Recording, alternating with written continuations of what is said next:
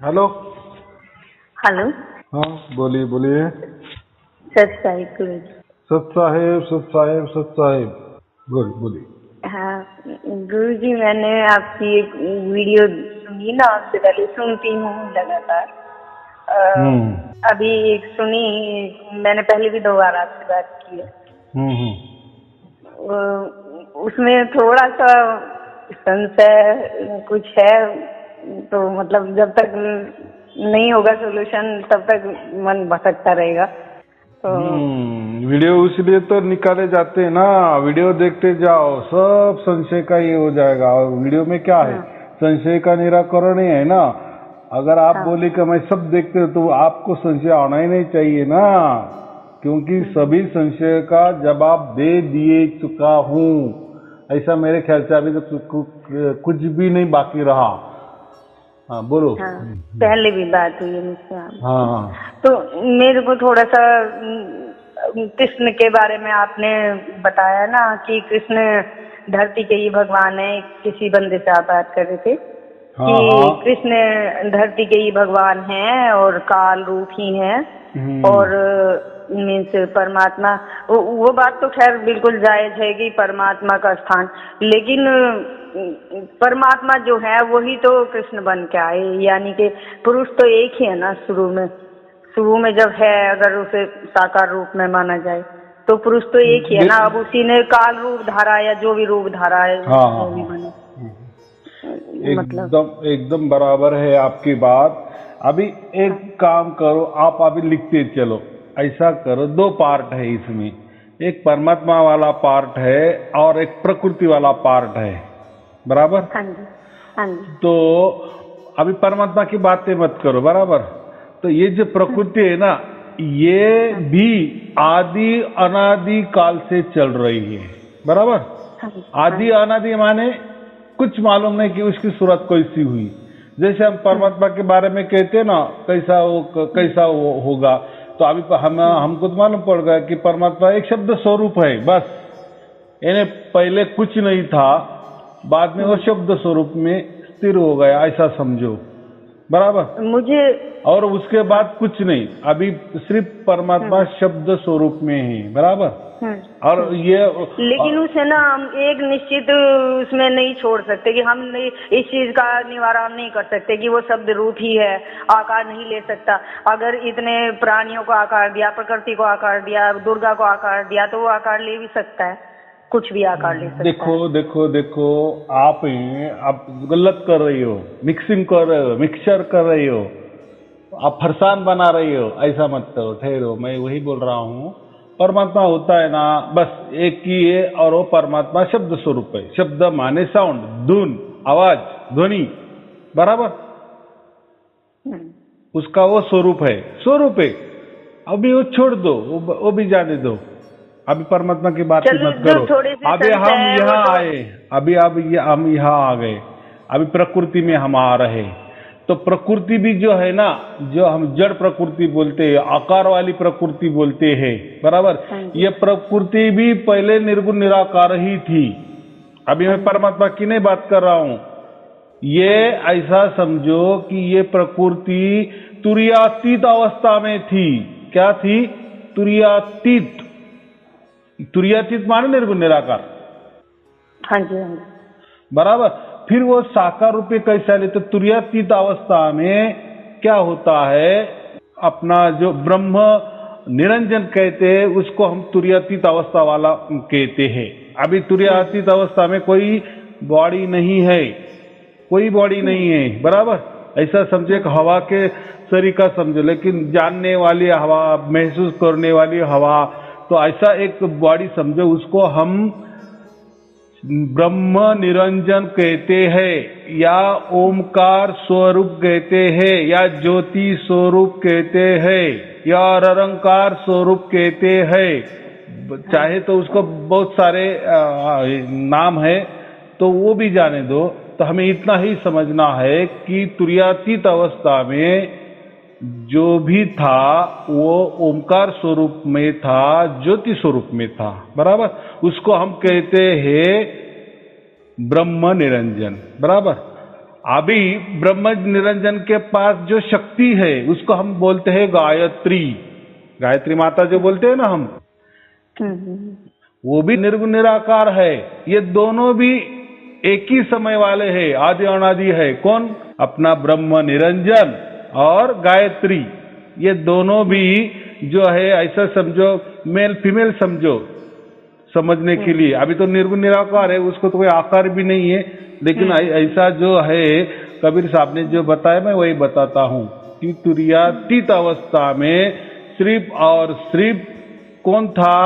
ये ब्रह्म निरंजन था, बराबर। और उसके साथ कौन था?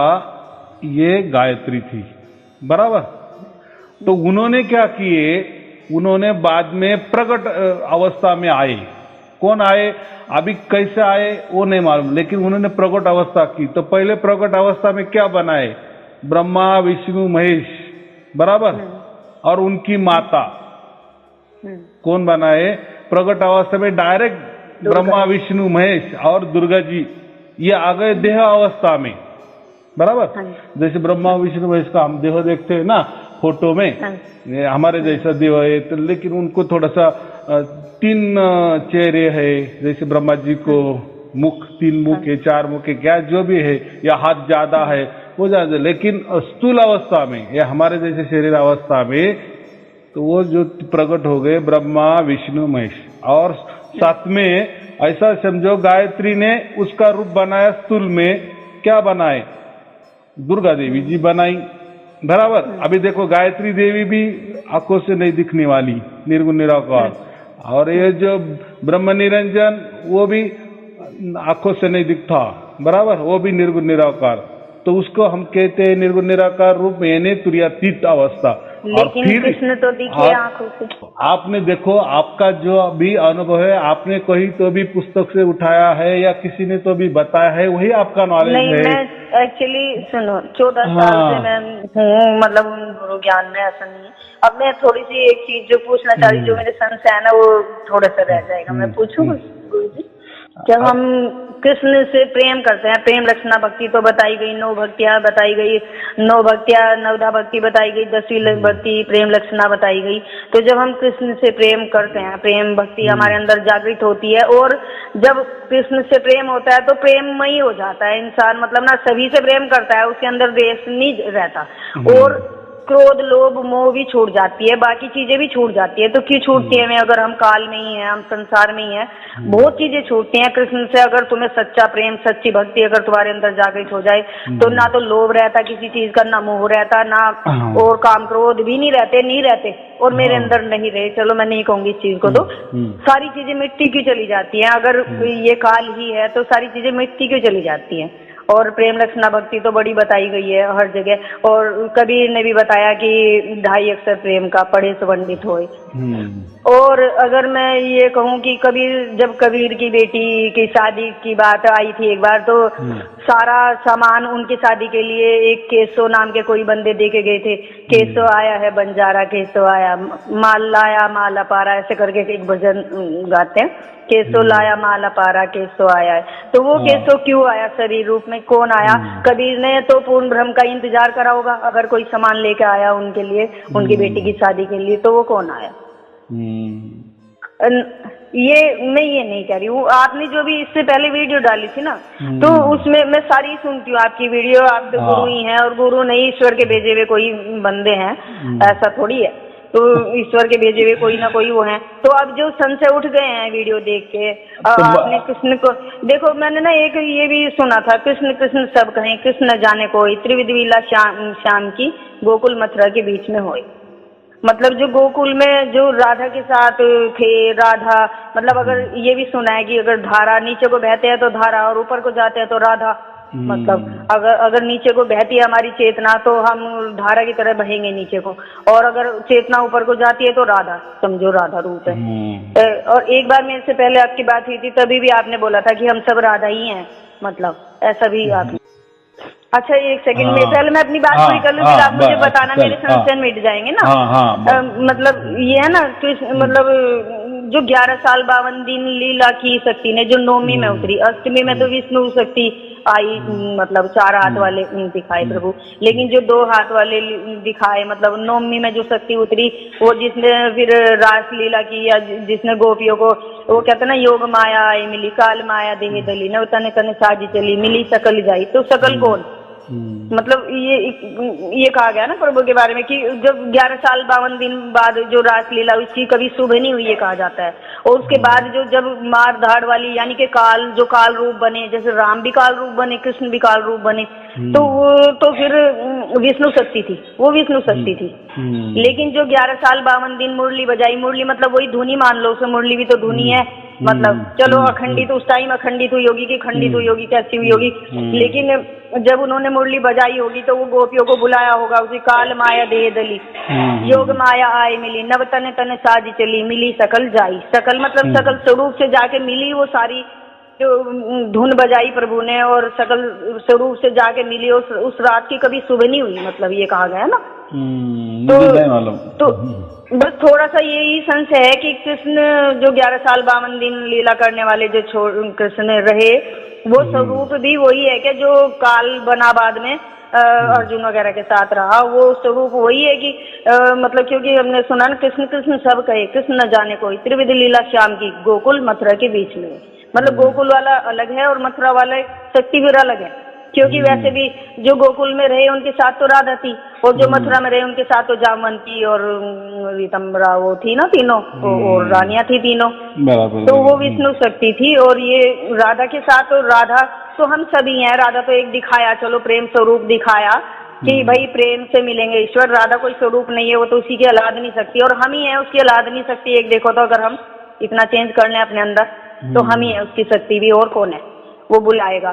थोड़ा सा मुझे ये भी ऐसा लगता है कि राम मतलब जो घट घट में रमा हुआ, और कृष्ण मतलब जो आकर्षित कर ले इंसान को, बराबर। राम तो जो घट घट में राम रखा, और जब कृष्ण को भजेंगे, कृष्ण कृष्ण कहेंगे, तो मतलब आकर्षण, मतलब वो आकर्षित कर ले, वो धुना में अपनी तरफ खींच ले, तो बस यही राम और कृष्ण है वैसे तो। बराबर है। तो क्या बस मुझे यही लगा, मुझे बस थोड़ा सा यही है, आप जो पहली वीडियो थी ना, इससे पहली वीडियो, उसमें आपने ये बताया ना कि कृष्ण काल रूप ही है, पर मुझे ऐसा लगता है कि 11 साल 52 दिन तक जो गोपियों के साथ लीला करने वाले कृष्ण थे, वो शायद काल नहीं है, ऐसा मुझे लगता है। अभी आपको देखो, मेरा तो कोई धर्म नहीं, कोई पंथ नहीं, कोई धर्म ग्रंथ नहीं है, या मेरे हर वीडियो में किसी प्रकार का मैं श्लोक के बारे में नहीं बताता, कोई साखी नहीं बताता, कोई दोही नहीं बताता, या किसी ग्रंथ का आधार भी नहीं देता। अगर आधार लेना ही है, आपने जैसा अभी आधार लिया, कृष्ण लीला का आधार ले लिया, बराबर। ऐसे अगर आप कोई दुर्गा जी का या सप्तशती का पाठ भी करेंगे, या दुर्गा जी का पूरा जीवन चरित्र करेंगे, तो उसमें क्या लिखा जाएगा? बस दुर्गा के सिवाय कुछ नहीं है, दुर्गा ही सबकी निर्माती है, और सभी वही है। विष्णु जी का किया, विष्णु पुराण लिया, तो उसमें विष्णु जी का ही सब है, बाकी सब झूठ है। शंकर जी का लिया तो आपको, शिव जी का लिया, शिव पुराण लिया, तो शिव ही श्रेष्ठ है, वही परमात्मा, वही परमात्मा है। कृष्ण जी का लिया तो कृष्ण ही सब कुछ है। और आपने क्या किया, अभी कृष्ण का लिया तो उसमें सब कुछ लिखा गया है कि कृष्ण ही सब कुछ है, इसलिए आप बोल रही है तो ऐसा कैसा, कृष्ण ही सब कुछ होने के बावजूद ये अलग क्या बता रहे हो आप, ऐसा है ना? तो मैं ये नहीं बोल रही हूँ कि कृष्ण ही सब कुछ है, ऐसा मैं सिर्फ ये कह रही हूँ कि जब 11 साल 52 दिन के कन्हैया थे, तब उनके साथ कोई और शक्ति थी, मतलब कोई और थी, और जब वो बाद में थे, जब उनके साथ 3 रानियां थी, तब कहीं राधा का नाम नहीं था। और आपकी जो और वीडियो में ये चीज भी सुनने में आई है कि हम सब राधा ही हैं। बात बराबर है। अभी मैं मेरे वीडियो की बात करूंगा ना। अभी आप जब बोले वो 3 पत्नियां थी, ये थी वो, देखो मैंने तो कोई धर्म ग्रंथों का आधार ही नहीं लिया, क्योंकि मैंने धर्म ग्रंथ कोई पढ़े भी नहीं है। तो अभी आप जो बता रही है, अभी मैं उसको सच भी नहीं कह सकता और झूठ भी नहीं कह सकता हूँ, और उसके बारे में नहीं कर। अभी आपको मैं एकदम सिंपल बताता हूँ, देखो हम जो करते, जो गोलोक धाम है ना, वो काल के जो है, काल का जो ब्रह्मांड है, जो भी कुछ है, काल जा रहता है, जो भी मानो, वो गोलोक धाम उससे थोड़ा अलग है, अखंड है या नहीं है? मतलब वो थोड़ा अलग है या नहीं? देखो, जो भी आकार है ना, जो भी आकार है वो सभी माया है, नाशवान है, कुछ दिन के लिए है या कुछ बरस के लिए है या कोटि बरस के लिए है या अब्जो बरस के लिए है।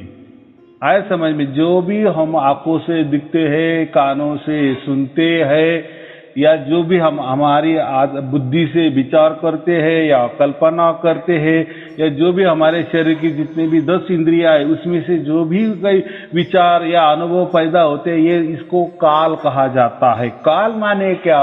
काल माने नष्ट होने वाला, परिवर्तनशील। आया समझ में? फिर अगर कृष्ण नहीं है तो फिर राम भी नहीं है। कई बार तो कहते हैं ना कि ठहरो ना। तो मैं जो बात करता हूँ या परमात्मा की बात करता हूँ, तो मैं सिर्फ और सिर्फ शब्द स्वरूप परमात्मा की बात करता हूँ, धुन की बात करता हूँ। इसमें कोई आपको आकार वगैरह की बात नहीं आती।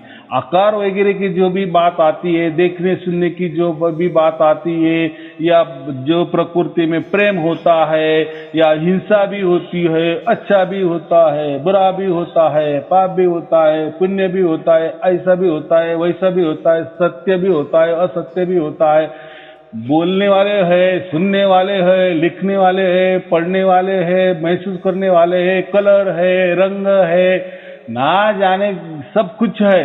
तो ये जो सब कुछ है ना, ये परिवर्तनशील है और परिवर्तन नहीं है। यानी ये इसमें कुछ तो भी देह है, कुछ आंखों से देह दिखते हैं, कुछ आंखों से देह नहीं दिखते हैं। यानी इसको ही हम प्रकृति बोलते हैं, माया बोलते हैं, काल बोलते हैं। अबे आप कृष्ण का उदाहरण दे रही हो ना, तो कृष्ण एक शरीर आ गया ना, जहाँ शरीर आ गया वहाँ प्रकृति आ गई, वहाँ काल आ गया, यही है। लेकिन उनके जो अंदर में जो चल रहा है चैतन्यता, जैसे आप अभी बोल रही है, तो आपका एक शरीर है और शरीर के अंदर से आप बोल रही हो, आप जो बोल रही हो आपका चैतन्य बोल रहा है, या जो सुन रहा है या देख रहा है, यानी वो शरीर के माध्यम से देख रहा है, ये उसको हम चैतन्यता कहते हैं। चैतन्यता मुझे कुछ तो भी हलचल। तो ये जो चैतन्यता है, ये प्रकृति में अभी हम है, इसको हम आत्मा कहते हैं। इतना सिंपल नॉलेज है। बाकी वो कृष्ण थे, राम थे, ये थे, वो बात ही मत करो। आया समझ में? कृष्ण है, और शरीर अगर है। ये कहा जाए कि कृष्ण मतलब आकर्षण और राम मतलब रमा हुआ। आप दो करो। आप ये नहीं कर रहे। देखो, वो आप एक बॉडी की बात कर रही हो और आत्मा और बॉडी एक कर रही हो, वहां से आपकी गलतफहमी हो रही है। यहाँ शरीर कहाँ आ गया? यहाँ शरीर कहाँ आया? कहाँ आया? ये कृष्ण है तो फिर शरीर नहीं आया तो क्या आया? आप कैसे समझ रहे हैं कि ये कृष्ण है? कुछ तो भी आपने कल्पना की है ना, कल्पना की है ना, आपने कृष्ण की कल्पना की है, राम की कल्पना, और वो हो भी गए हैं। ईश्वर अगर हमें शरीर रूप में भेज सकता है और चीजें भी बना सकता है, तो वो भी आ भी सकता है। वो किसी और, जैसे कहते हैं चींटी के पग नूपुर बाजे, तो भी साहिब सुनता है। सुनने का मतलब ये है कि कहीं ना कहीं तो उसके सुनने का गुण होगा ना उसमें। वो सुनता है, आप नहीं, हम नहीं। वो अभी जो हम भी सारे शब्द की बात कर रहे हैं ना, तो हमारा कान नहीं सुन रहा है। मैंने कौन से वीडियो में बताया कि हम जो सुन रहे हैं हमारा कान सुन रहा है, या हमारे प्रकृति का अंदर जो भी 10 इंद्रियां है वो सुनती है। नहीं, ये प्रकृति के परे है। इसलिए काम करो, आप पूरे की पूरे वीडियो देखो, तभी आपको सब बातें समझ में आ जाएगी। अभी मैं आपको वापस बता देता हूँ, आप जो भी शरीर की बातें करती हो, फिर शरीर किसका भी हो, कृष्ण का हो, राम का हो, इसका हो, उसका हो, और जो भी शरीर होता है वो प्रकृति वाला होता है। मैं जो बात करता हूँ ना, वो शरीर के अंदर जो चल रहा है ना चैतन्य, उसकी मैं बात कर रहा हूँ। और मैं यही कह रहा हूँ कि प्रकृति में जो चैतन्य है उसको हम आत्मा कहते हैं, और ये आत्मा का ही बात जो है उसको परमात्मा कहते हैं। आए समझ में? और वो जो परमात्मा है वो शब्द स्वरूप है, बस इतना ही कहना है। और जो भी बॉडीधारी है या प्रकृति में जो भी दिखने वाली चीज है, आकारधारी है, ऐसा समझो, आकार समझो। अभी उसको कोई नाम मत दो, कृष्ण भी मत दो, राम भी मत लो, भगवान भी मत दो, कुछ भी। जो भी आंखों से आकार दिखता है या अंदर वाली आंखों से आकार दिखता है, तो आकार माने प्रकृति, और जो भी प्रकृति है वो नाशवान वाली होती है। यहाँ भी ओम का हमने जैसा ज्यादा ओमकार का जाप किया तो हमें मोक्ष मिलता है, लेकिन एक कल्प के लिए मिलता है। और जैसे हम श्वासों में अजपा करते हैं, सोम का जाप करते तो 36 कल्प तक हमें मोक्ष मिलता है, लेकिन वापिस हमें ये प्रकृति में आना पड़ता है। ऐसा यानी प्रकृति में ये परिवर्तनशील है, ऐसा परमानेंट नहीं है। लेकिन परमात्मा कैसा है? आदि अनादि अनंत और अखंडित और निरंतर है, इसको परमात्मा कहते हैं। अभी ये चीज में, ये व्याख्या में जो भी बैठेगा बस वही परमात्मा मैं मानूंगा। अच्छा, रामकृष्ण नाम चलो धरती पे आए, रामकृष्ण नाम आप ये क्या कह रहे बोले हो। अभी? सुनो तो ठाकुर जी शब्द किसके लिए है फिर? तो ये भी गलत है क्या जो ठाकुर जी बोलते हैं ना? ठाकुर अभी सहज मैंने कहा कि जो आदि अनादि अनंत निरंतर अखंडित जो भी है उसको परमात्मा कहते हैं, बराबर। तो अभी आपने राम का नाम लिया तो अभी है क्या राम? कृष्ण का नाम लो तो अभी है क्या? तो ये सब प्रकृति वाले लोग हैं, ये मैं बोलने की कोशिश कर रहा हूं। लेकिन उनके अंदर जो भी श्वासा उस टाइम अगर वो जन्म लिए हुए होंगे उसी टाइम उस युग में, लेकिन उनके अंदर जो चैतन्यता थी ना, उसके हिसाब से वो बोलते थे, चलते थे, जो भी कार्य कर्म करते थे वो तत्व ज्ञान बताते हैं, या जो भी कुछ भी गीता भी उन्होंने बताई वगैरह वगैरह। जो चैतन्यता है ना वही उनके अंदर वो आत्मा है। जैसे अभी हमारे अंदर आत्मा, इसलिए हम बोल रहे चल रहे हैं, बराबर। तो अभी कहाँ कृष्ण है, कहाँ राम है? और जो भी नष्ट होने वाला है, यानी कुछ देर के लिए या कुछ युग के लिए या कुछ बरस के लिए वो प्रकट हुए वापिस गए, तो परमात्मा ऐसा नहीं होता, ऐसा मैं बोल रहा हूँ।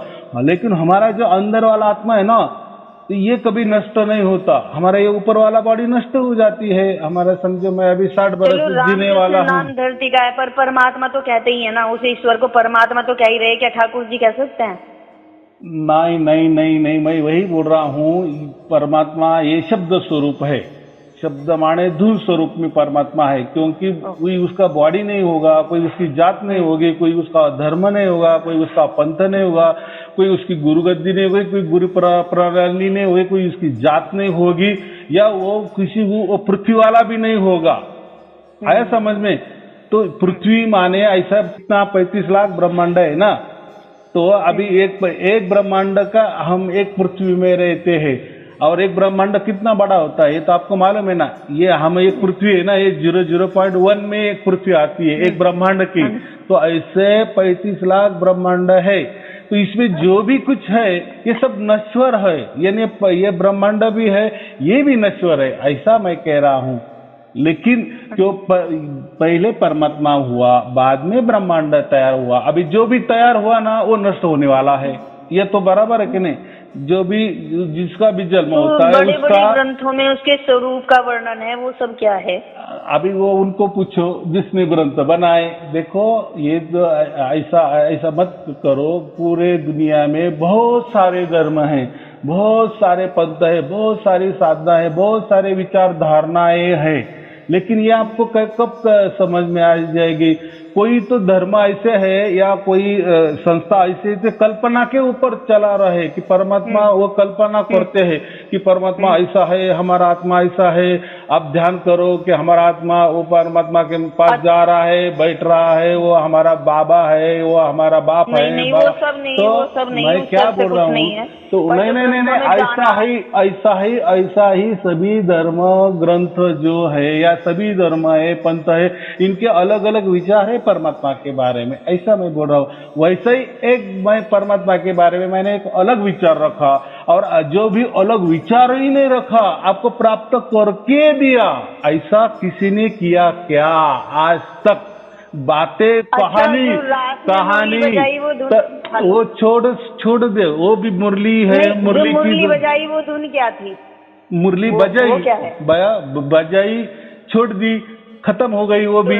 फिर वो भी नाशवानी हो गई ना। अभी है क्या? अभी बज रही है क्या? उस टाइम बजी ना। इन्हें ऐसा मैं कहता हूँ, नहीं, ऐसा कैसा क्या होगा? ऐसा कैसा होगा? मुरली क्यों, फिर शंकर क्यों नहीं? कोई ऐसा भी कहेगा ना, दूसरा आवाज क्यों नहीं? तो वो हाँ। जो ये प्रकृति लेकिन वाले आवाज ये है, बोला देखो गया कि काल मुरली, माया- अभी आपने काल माया मुरली, देह दली, मैं काल क्या माया बोला, देह दली, आप योग मुरली, माया आए मिली। वो जाने दो, वो मैं वो श्लोक में मत लेके जाओ या कोई धर्म ग्रंथ में मत लेके जाओ, मुझे कुछ उसमें मालूम नहीं, मैं हाँ भी नहीं कहूँगा नहीं भी, क्योंकि मुझे मालूम नहीं, मैंने देखा है नहीं, आपने पढ़ा है इसलिए आप बोल रही है। तो अभी आपने मुरली की बात की ना, देखो मुरली भी यहीं तैयार हुई है ना, देखो वो टाइम मुरली बजाई बराबर, लेकिन आज भी आप मुरली बजा सकती है ना, या मुरली एक खरीदी नहीं कर सकती है, बजा सकती है, लेकिन बजाई बंद हो गई, क्या हो गया, वो आ गई क्या? मैंने क्या कहा परमात्मा के बारे में, आदि अनादि अनंत सनातन अखंडित और निरंतर, ये हो गया परमात्मा का एक स्वरूप। और वो इसी को, और ऐसा वही एक शब्द स्वरूप है या ऐसी एक धुन है कि वो अखंड अनंत काल से चली आ रही है। ऐसा समझो कि वो परमात्मा की एक रेलगाड़ी जा रही है बराबर, और आपने देख रही है, यानी क्या हो गया, आपका संग हो गया ना उससे, क्योंकि आप प्रत्यक्ष उसकी अनुभूति कर रही है, सामने से गाड़ी जा रही है बराबर। ऐसे उस गाड़ी को लोग ये कर रहे, लेकिन वो जो गाड़ी है आदि अनादि अनंत काल से चल रही है, वो आपने इसी जन्म में उसको महसूस किया, जाना, लेकिन वो जो परमात्मा है वो आंखों का विषय ना नहीं होने के कारण परमात्मा हमें आंखों से नहीं दिखता, वो कानों का विषय नहीं होने के कारण हमको वो परमात्मा सुनाई नहीं दे रहा है। जैसा श्री कृष्ण जी को श्री कृष्ण जी ने अर्जुन को उनका विश्व रूप दिखाने के लिए कुछ क्षण के लिए, कुछ मिनट के लिए, कुछ घंटे के लिए समझो, मिनट ही समझो, आंखें दी थी। किसने दी थी? श्री कृष्ण जी ने अर्जुन को दी थी कि मेरा विश्व रूप देखो, यानी वो देखने वाला था। और मैंने क्या कहा, व्याख्या क्या की, जो भी देखने वाला चीज है, जो भी सुनने वाली चीज है, वो नश्वर है, प्रकृति वाले है, नष्ट होने वाले है, वो उसको ही हम माया कहते हैं बराबर। तो उसने श्री कृष्ण जी ने स्वयं में उनको आंखें दी ना, दिव्य दृष्टि दी, इसलिए उनका विश्व रूप अर्जुन को दिखा ना बराबर। तो ऐसा ये जो परमात्मा है ना, ये जो मैंने अभी कहा कि आदि अनादि अनंत, ये अखंडित है और वो जो निरंतर है, तो वो उसको देखने के लिए हमारा ये जो शरीर काफी नहीं है। ये शरीर से हम नहीं देखते, या ये आंखों से हम नहीं देखते, या ये कानों से नहीं देखते, फिर क्या जरिया है परमात्मा प्राप्ति का? परमात्मा प्राप्ति का जरिया कुछ भी नहीं है। ये सृष्टि में जितने भी तौर तरीके हैं, या जो भी कुछ प्रणाली है, जो भी कुछ नियम है बराबर, या तौर तरीके हैं, इसमें कोई भी तौर तरीके, फिर अब जो भी तौर तरीके उससे हम परमात्मा को प्राप्त नहीं करते, जब तक परमात्मा खुद हमें प्राप्त नहीं करता। आया समझ में? ये बात होती है, क्योंकि प्रकृति वाली आंखें, प्रेम तो करना होगा ना ईश्वर से। देखो प्रेम तो करना होगा ना, प्रेम न तो साधन साध्य नहीं है, पर प्रेम साध्य तो है। वो ये कहने वाली बातें है, वो क्या मधुर मधुर मीठी मीठी बातें लगती है, लेकिन प्रैक्टिकल में ऐसा कुछ नहीं होता।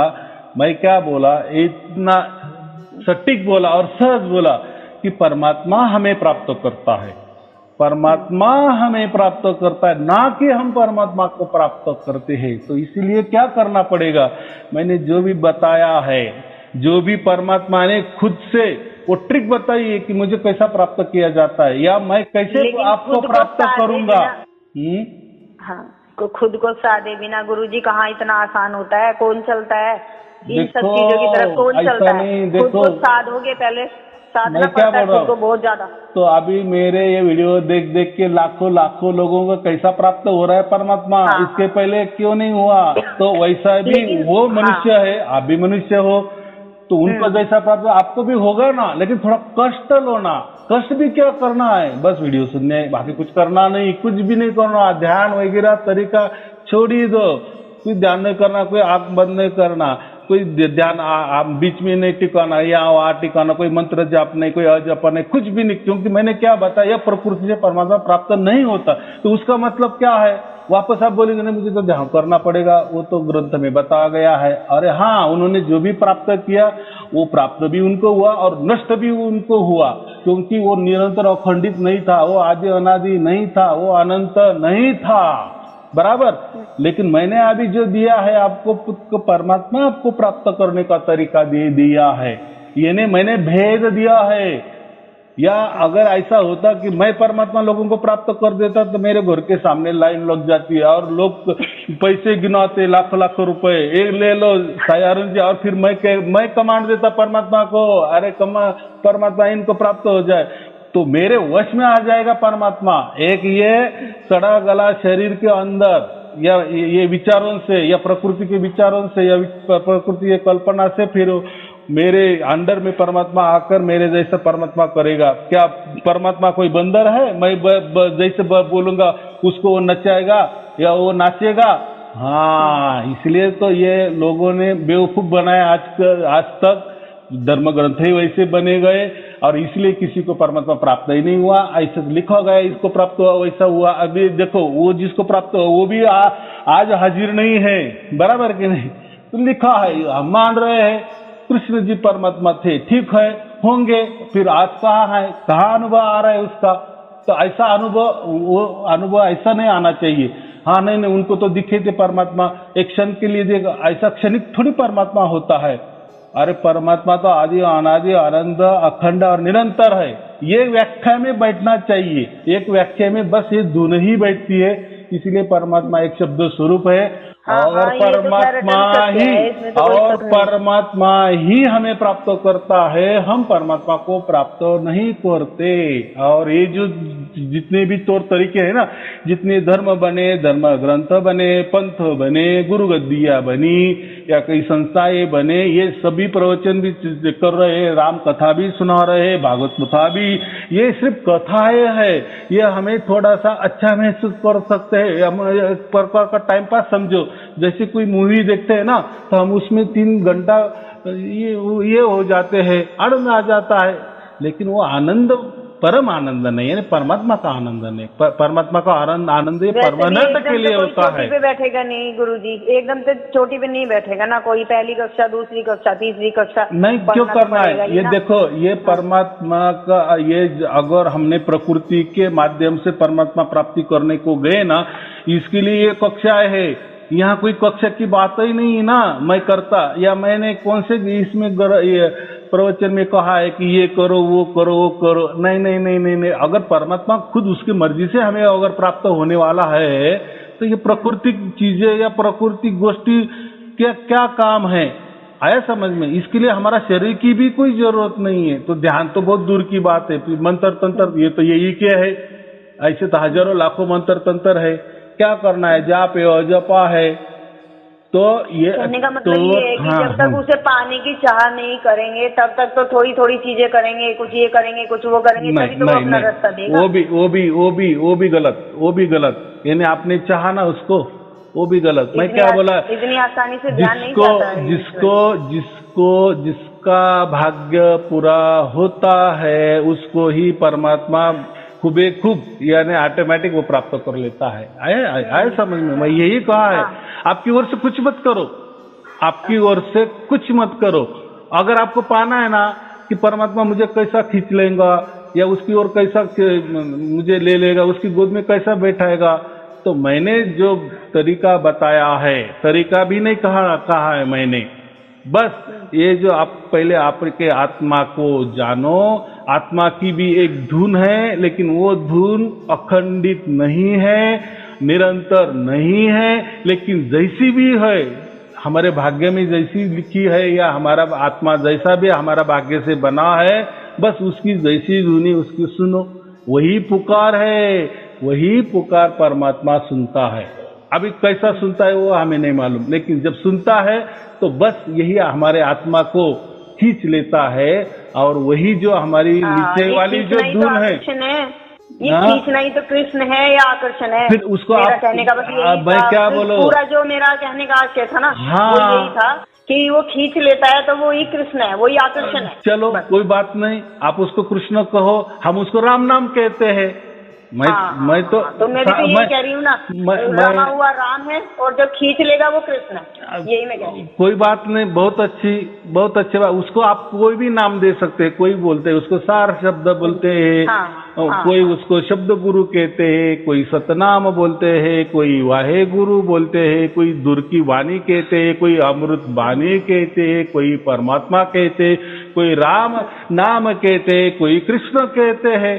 लेकिन काव्य आपको कृष्ण समझ में आया ना, ये बाकी लोगों को कृष्ण नहीं समझ में आया। ये कैसे आकारा वाला कृष्ण, उसके बाजू में नहीं, बस अब देखो खोल 200 साल हो गए, खोजने पे लगे हैं और एक तरफा लगे हैं।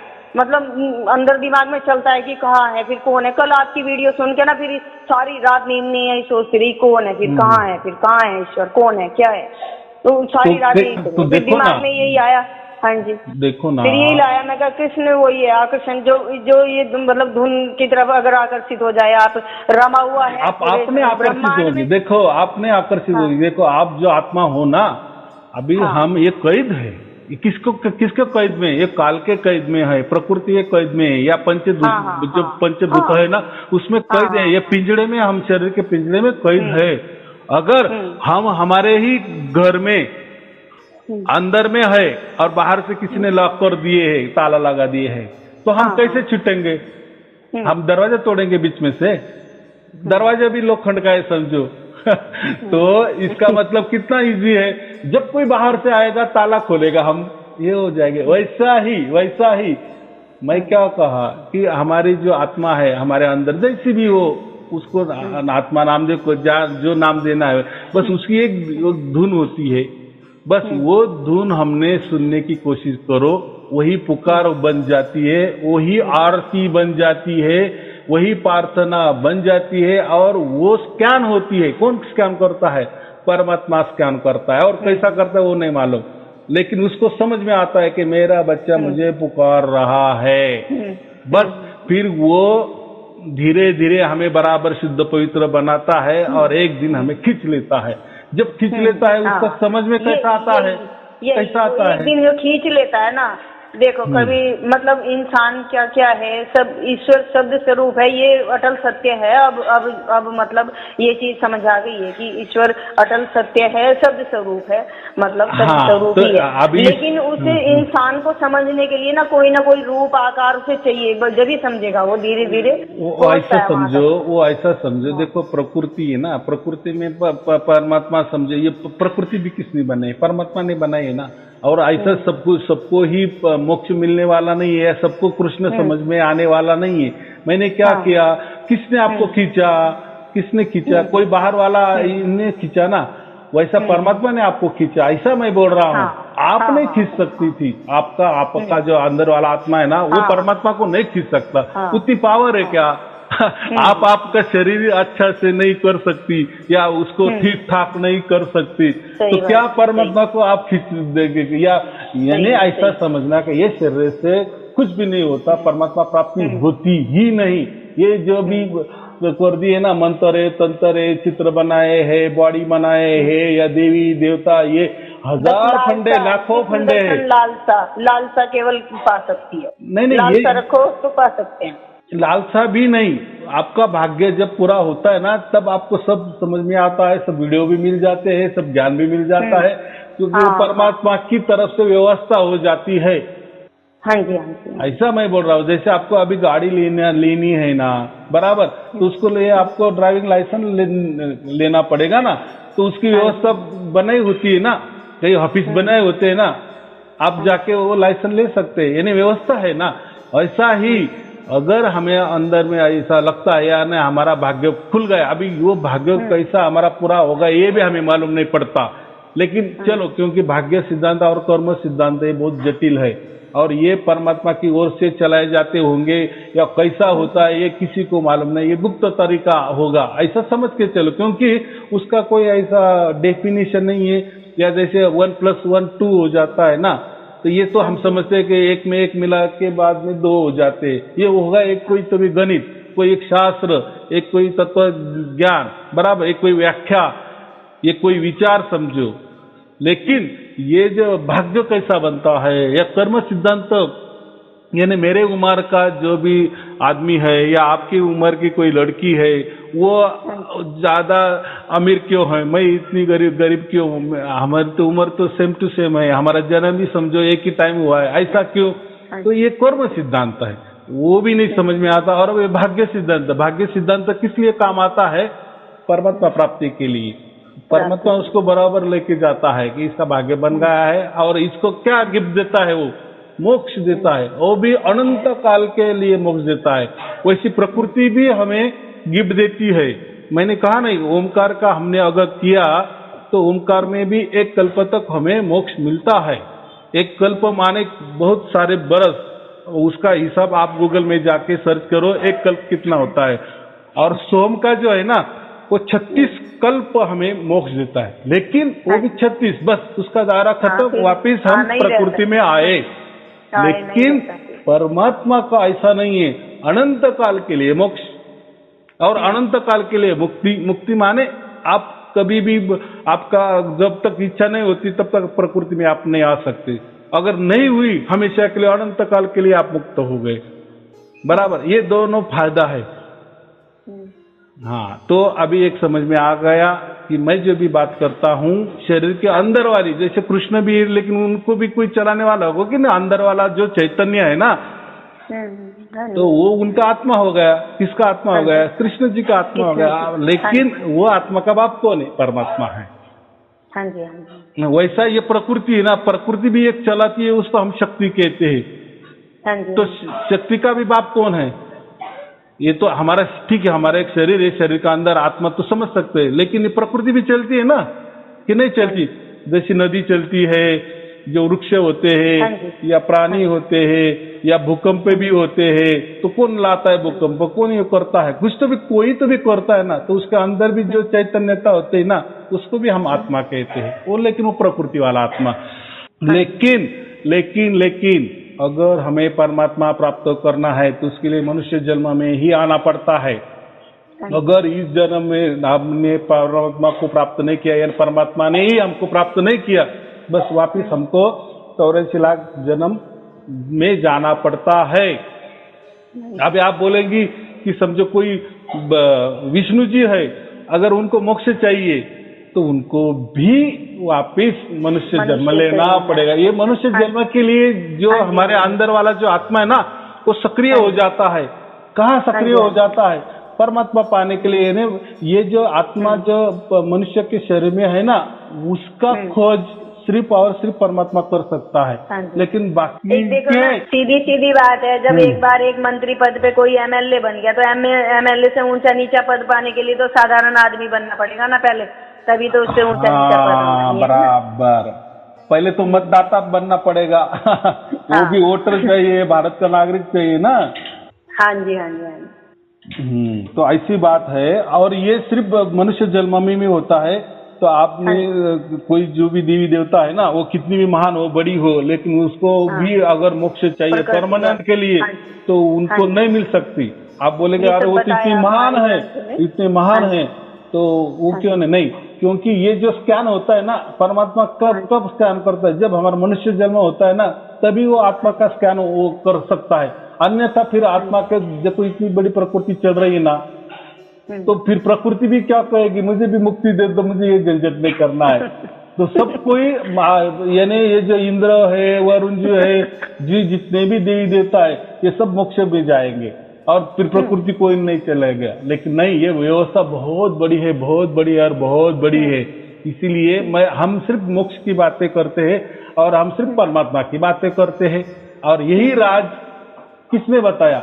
जो स्वयं कबीर जी साहब है, कबीर साहब है, ये परमात्मा क्या होता है, इसलिए उन्होंने उनका राज बता दिए।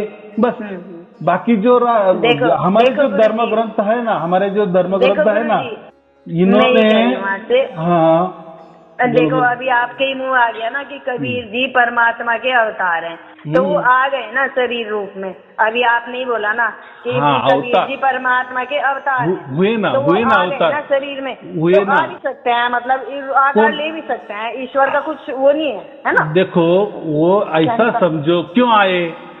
तो उनके बारे में मैं कौन हूँ, यानी परमात्मा क्या है, उसकी प्राप्ति का क्या मार्ग हो सकता है, या ये जो फंडा है ना, मैंने बताया कि परमात्मा ही हमें प्राप्त कर, वो तो बताने के लिए कुछ तो भी करना पड़ता है ना।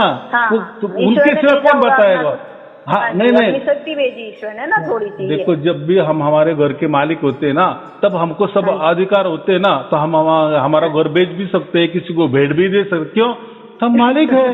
तो वैसा ही परमात्मा क्या है, तो वो खुद जब तक नहीं बताता।